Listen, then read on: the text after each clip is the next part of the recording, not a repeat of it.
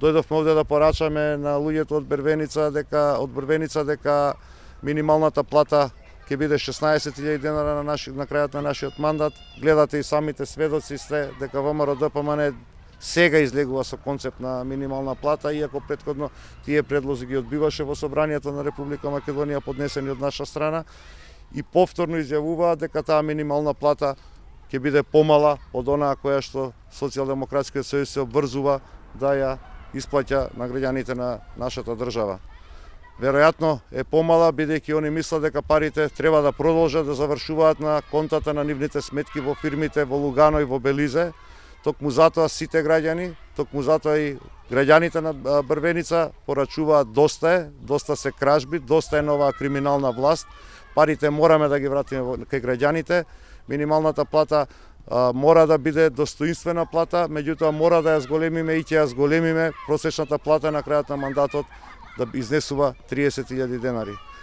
Социјалдемократскиот сојуз овдека во Брвеница, каде што имаме сериозен број на мали семејни фирми, семејни бизниси, се обврзува и кажува на граѓаните дека имаме во предвид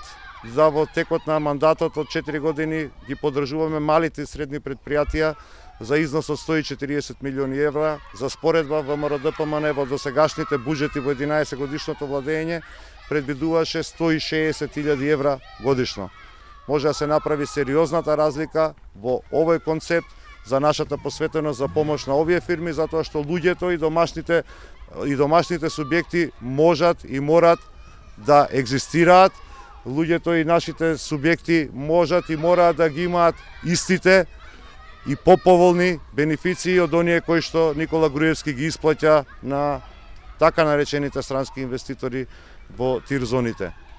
Во Брвеница конкретно ќе разговараме и за проблемите со недоизградената клучка на автопатот Гостивар-Тетово, проблемите кои што ги тиштат, а кои што после 11 години владење не најде никој за сходно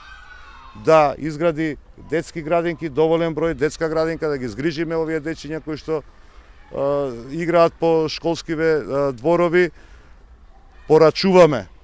на сите оние кои што се обидуваат да ги заплашат граѓаните во Брвеница дека ќе го преиспитаме секое несоодветно и нестручно вработување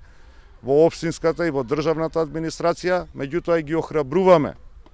граѓаните кои што работат во општинската државната администрација, кои што се вистински професионалци, вклучително и овдека имаме огромен број на униформирани лица, да не се грижат нити за своите работни места, нити за своите вработувања, затоа што во Македонија мора да престанат делбите, и кога зборуваме да престанат делбите,